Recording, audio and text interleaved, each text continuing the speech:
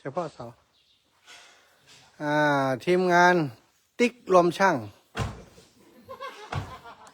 ทำได้ทุกอย่างแต่ว่ามันดีสักอย่าง ติ๊กเสียอย่างทำได้ทุกอย่างโอ้โหได้มาอีกับบุญหัวแล้วฮะเนาะถ้ามีหมูนี่กับปะโทนั่นแหละมีไผ่จ้างตั้งแต่เกิดมาแต่ข้างแรกของไผ่จักรอันนะคนที่ทาสีก่อนเฮาก็เก่งกว่าเฮาน้อยเนาะ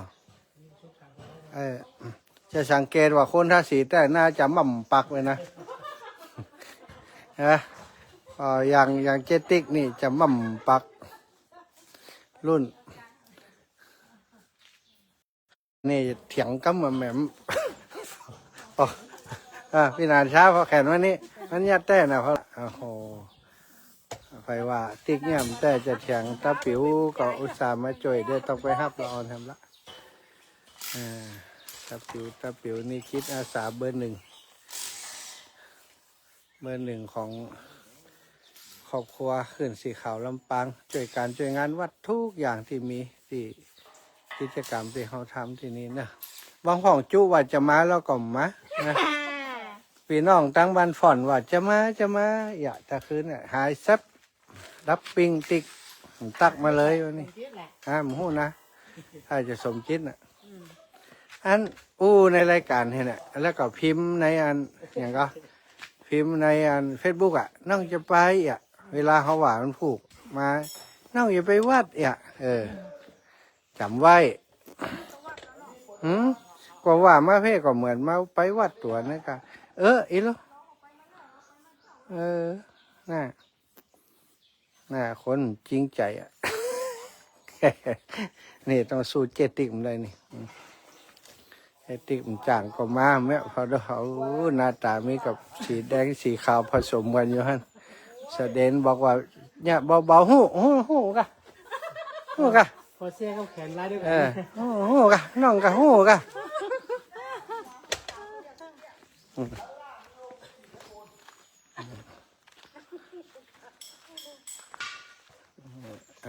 นี่ก็ยมเบิ่มนี่เสียงกุ้งเง่งก็ช่างกำลังเอาเสาลงแล้วเดี๋ยวก็จะตั้งเสาใหม่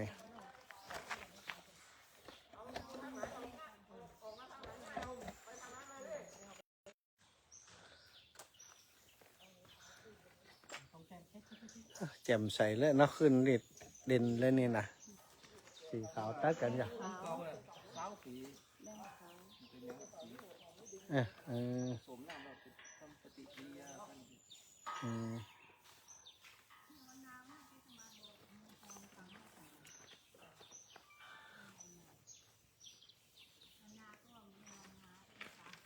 เหลือเดี๋ยวท้าเสาเล็กเขาในบ่เสาเล็กเขาในห้องไงมึงงาม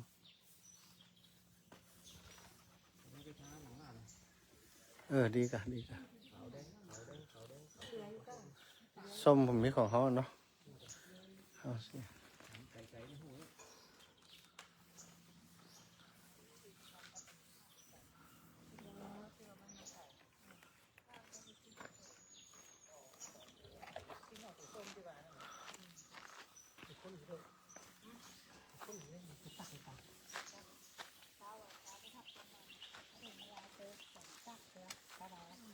ไปออกอากาศไปอีกคำปู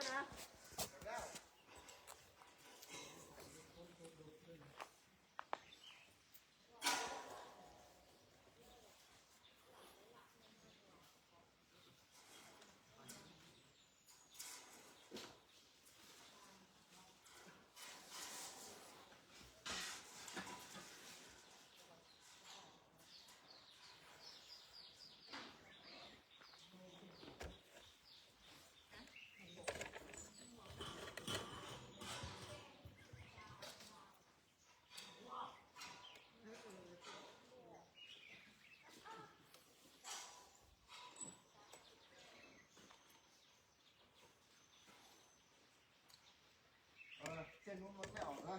ดูมันไม่ออกเหรอออกยังไม่ได้มันติดอะไรล่ะเส้นนู้นอ่ะ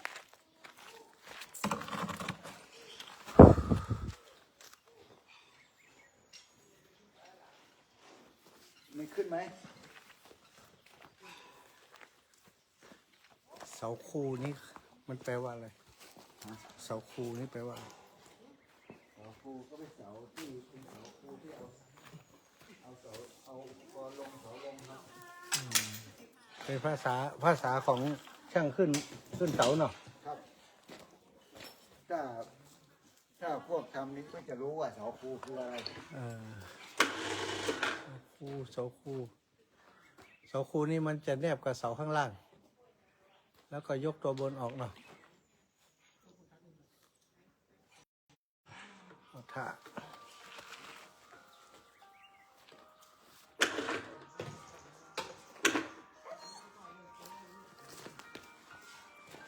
ครับอาจารย์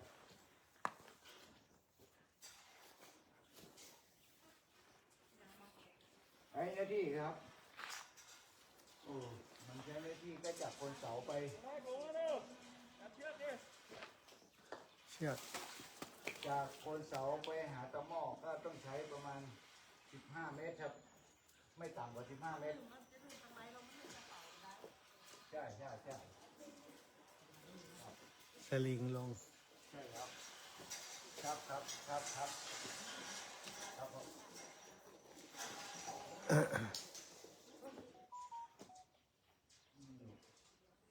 มว่างๆผมไปมีเพื่อนโพส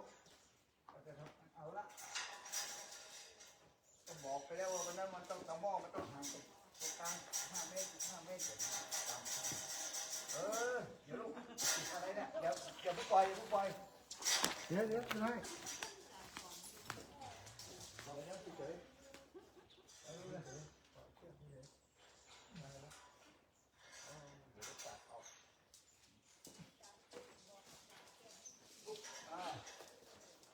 อาจารย์อย่าไปอยู่ใกล้ครับห้ามอยู่บนเสา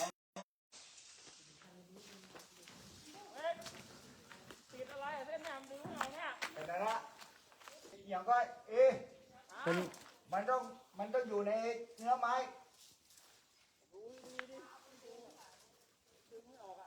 ดึงไม่ออก ลากไม้อะครับใจมือนะครับ เหรอ ใช่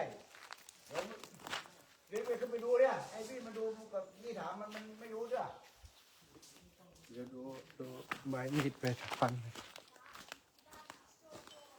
ก็มีไปเลยอยู่ไหนเนาะมันต้องไอ้อย่างก็ต้นไม้อมมันก็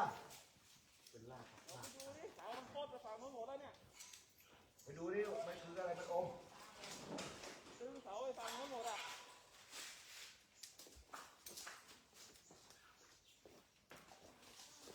ต้องมีดใหม่เลย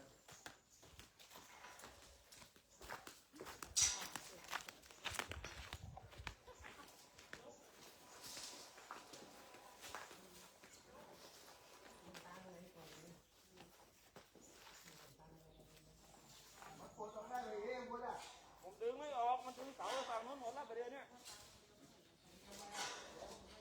ตัดได้ก็ตัดเลย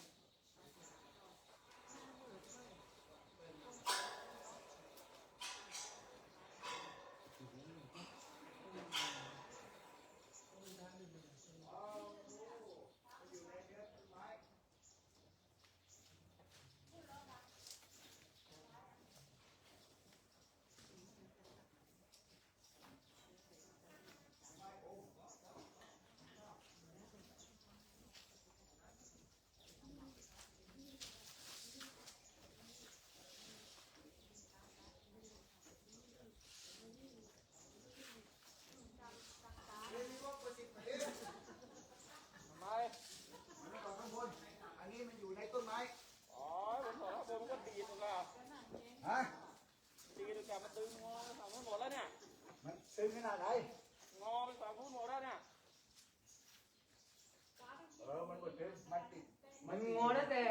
ไม่งอแต่ที่แรกครับมันอยู่ในต้นไม้อมมันไปแล้วต้องถอดข้างบนทิ้งลง ตั มา ดไม่ได้เหรอ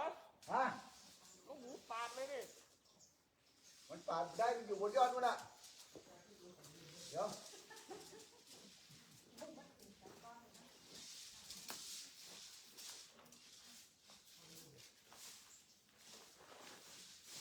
มันได้สไลด์หัดเนี่ยเหรอ โอ้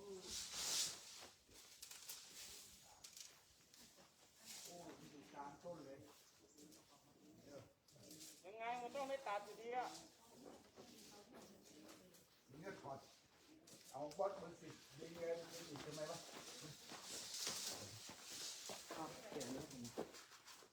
ผมมีข้างบนนี่เดี๋ยวเล็กก็ต้องได้ตัดข้างล่างอยู่ดีอ่ะ ร่างแบบตันแบบเดี๋ยวนี้มันต่อ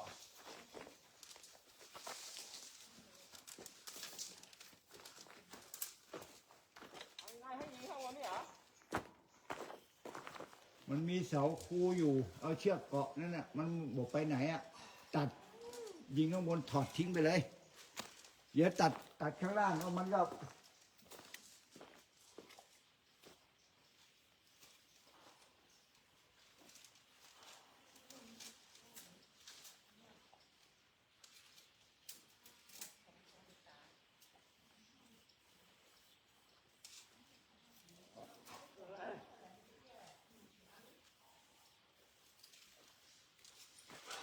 ยิมไม่ถอดอันนู้นก่อนเนาะไม่รู้ก็ถามว่าดึงไปดึงออกไปอยู่คาต้นไม้มีบล็อกไว้10ก็ได้และค่อยๆถอดไม่ให้มันดีดแกค่อยๆถอดมือกำไว้กะอย่าไปปล่อยตู้ทีเดียวอย่าง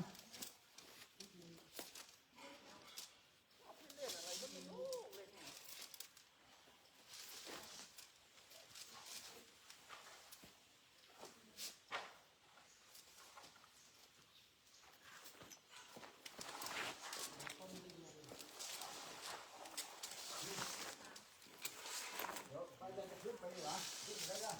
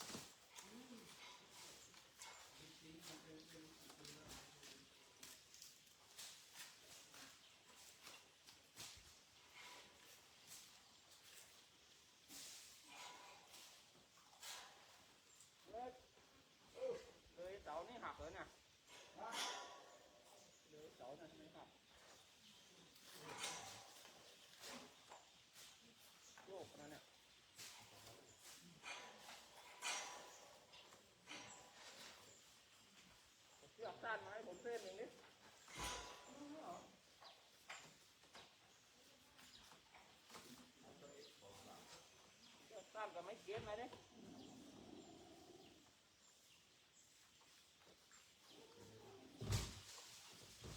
เลยเนี่ยคงใบหักอันนี้ ไหน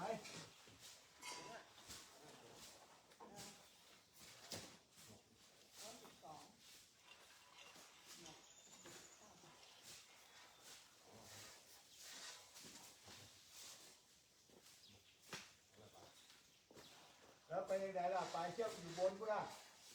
เออ ไม่ได้เนาะไฟขนาดเราเกือบคว่ำเลยกูน่ะ อันไหน เนี่ยเลยขาเนี่ย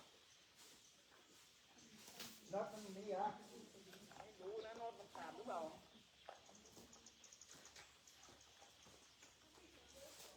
โน้ตมันเก่าแล้วน่ะ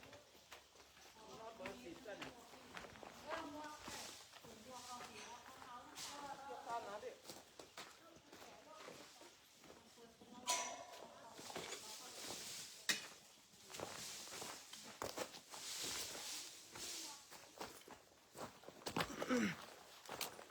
ลูกเก็บไว้ตรงนู้นเอามานี่